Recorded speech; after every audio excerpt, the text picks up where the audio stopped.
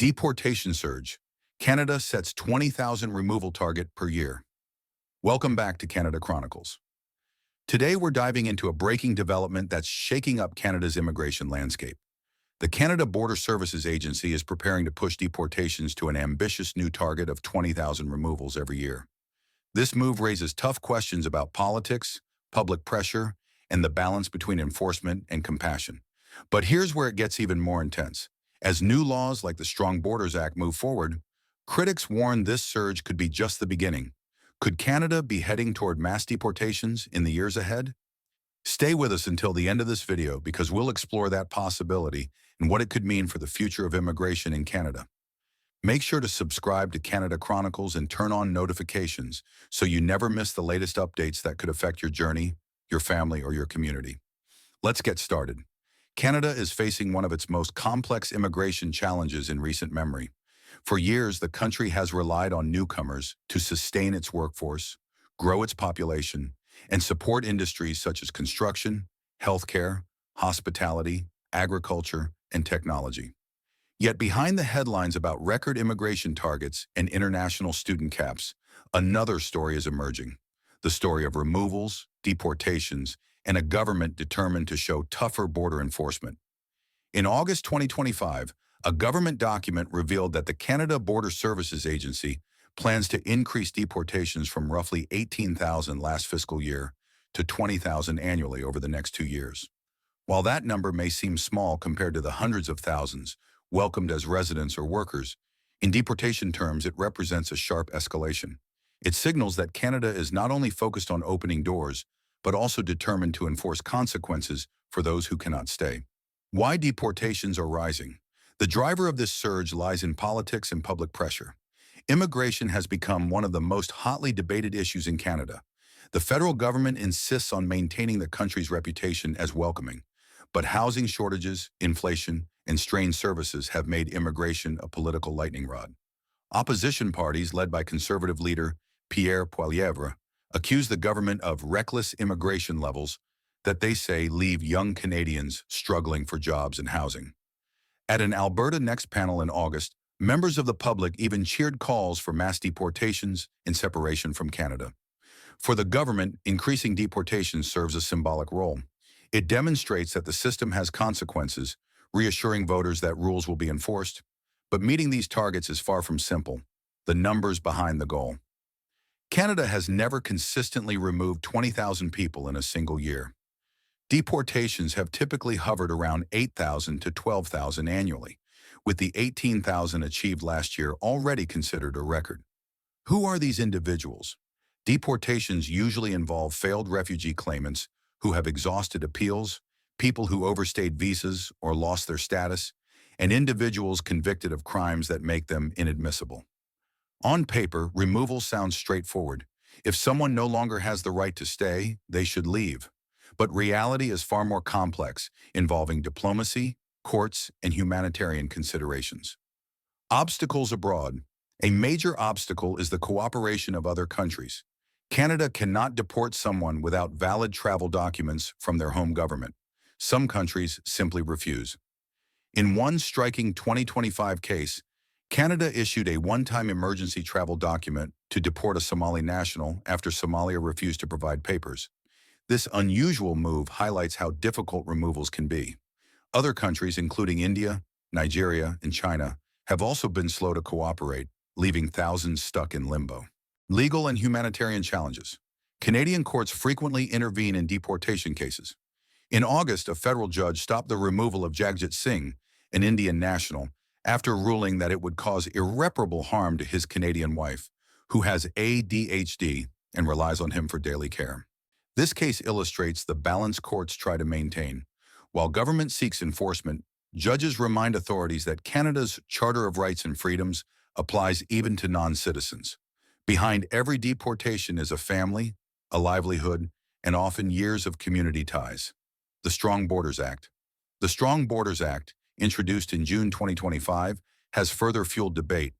It expands enforcement powers by allowing immigration documents to be suspended or canceled collectively, limits asylum claims for those who have been in Canada over a year, and increases cooperation with U.S. agencies. Critics say the bill lays the groundwork for mass deportations and undermines refugee protections. Supporters argue it restores public confidence in the immigration system. Either way, the 20,000 target has become a symbol of this new, tougher approach. The U.S. factor. Canada's challenges are also tied to developments south of the border. The United States has ramped up its own deportations, pushing more migrants north. Many arrive seeking asylum in Canada, but under the Safe Third Country Agreement, they are returned to the U.S. by August 2025. More than 1,100 asylum seekers had been sent back. This back and forth underscores how Canada's enforcement policies are influenced not only by domestic politics, but also by international agreements. Human impact. It is easy to talk about statistics, but every deportation represents a person's story. Families separated, jobs lost, children uprooted.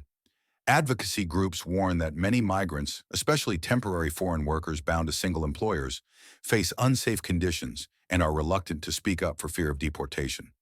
Reports from rights organizations describe conditions resembling modern slavery for some of these workers. In such an environment, deportation is not just a legal process. It becomes a tool of silence and control. Political stakes. For Prime Minister Mark Carney's government, the deportation surge is as much about political optics as it is about enforcement. Immigration remains a wedge issue. Deportations are highly visible, offering a way to show action amid housing and labor crises. The Conservatives accuse the government of being inconsistent, cutting certain immigration streams while still failing to deliver timely removals. Progressives accuse the government of bowing to anti-immigrant sentiment. Both sides see high stakes in how this policy unfolds. Costs and capacity. Deportations are expensive. Each case can involve detention, flights, escorts, and legal work, sometimes costing thousands of dollars. Expanding to 20,000 deportations will require more staff, facilities, and funding at a time when resources are already stretched thin. International comparisons. Across the Western world, countries are tightening immigration enforcement. The United States, the United Kingdom, and European states have increased deportations in response to populist pressure. Canada's 20,000 target is small compared to U.S. removals, but relative to its size and history, it marks a sharp escalation. It places Canada more firmly in line with nations that emphasize visible enforcement. Thanks for staying with us this far. We appreciate your time and hope you're finding this information valuable. Could Canada be heading toward mass deportations? The pressing question is whether this surge is only the start. With the Strong Borders Act in play, critics warn the 20,000 goal could be a stepping stone to even larger-scale removals. The powers to suspend documents, limit asylum, and work more closely with the U.S. create the framework for mass deportations. While officials say protections remain, advocacy groups fear due process will weaken. The idea may have once seemed extreme in Canada, but recent events show the shift. The cheers for deportation at the Alberta Next panel reveal how normalized the conversation has become. If removals grow beyond 20,000 a year, Canada will face profound questions about its identity. Can it continue to present itself as a humanitarian leader while dramatically increasing enforcement? Can it balance sovereignty with compassion? These debates are already shaping Canada's policies and will define its immigration future. Searching for solutions.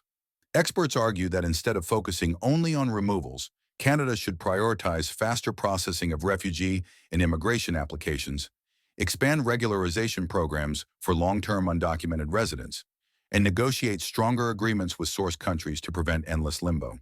Ultimately, this issue is about trust. Trust that the immigration system is fair, transparent, and humane. Deportations may satisfy short-term political demands, but true solutions will come from building a system that works for both Canadians and newcomers. As we've seen, Canada's decision to raise its deportation target to 20,000 removals per year is about more than numbers. It is about politics, pressure, and Canada's identity as both a welcoming nation and one determined to enforce its laws. The question now is whether this is a temporary response to political heat or the beginning of a stricter era that could reshape Canadian immigration for years. If you found this breakdown valuable, don't forget to like this video, share it, and subscribe to Canada Chronicles for more updates. Turn on notifications so you never miss the stories that matter most. Thanks for watching, and we'll see you in the next video.